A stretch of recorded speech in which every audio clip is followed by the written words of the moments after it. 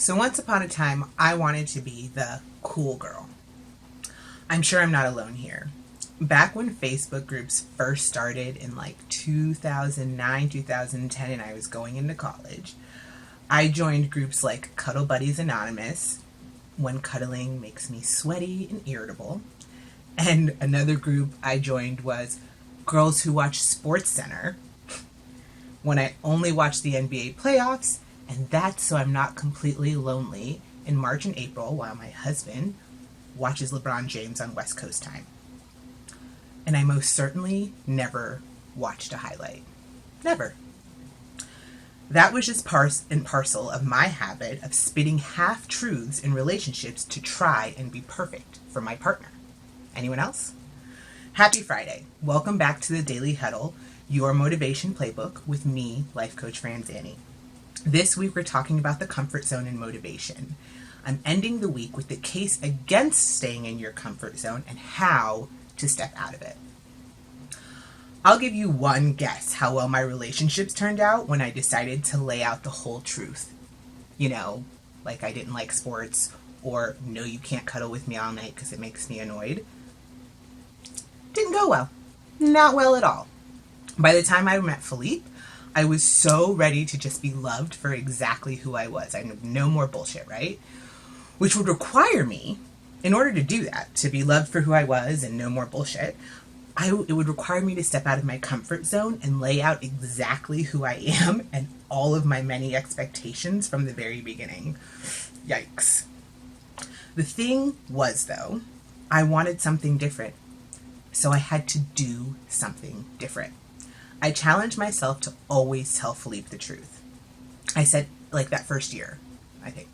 I said every uncomfortable thought I had. I was honest about who I slept with. I told him I didn't believe in long-distance relationships.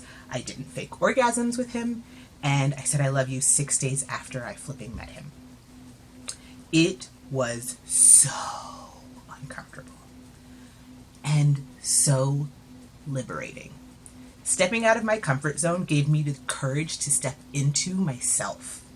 The case against staying in your comfort zone is that things won't change. You risk not getting what you really want out of this life and not being who you truly are. And I can't think of anything less motivating than staying stuck doing things you don't want to do and being someone you don't want to be. And like we discussed earlier in this week, there's a huge difference between still and stuck. So, how?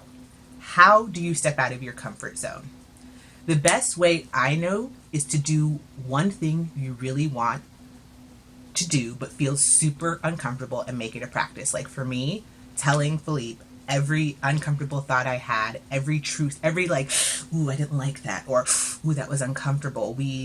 I remember we jumped in really fast and I point blank looked at him and was like, are you going to be okay that I'm going to be the last woman you sleep with? Like we jumped in and I remember a friend of mine being like, did you really ask him that? And I was like, yeah.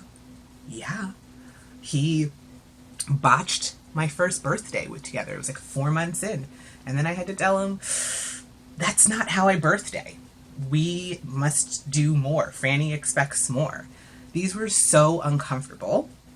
And I committed to doing them. So commit to something, either once per week, once per day. You can do a category, whatever, but do something you really want to do that makes you uncomfortable and make it a habit.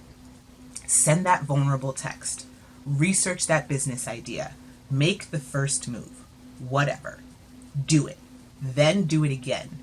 Rinse, repeat, and then watch your life change. I promise.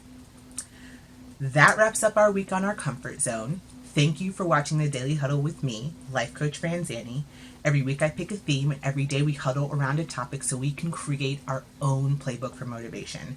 Actionable steps that keep us connected to our goals, help us show up at our best, and crush every day. I'll see you here next week. Give yourself an amazing weekend.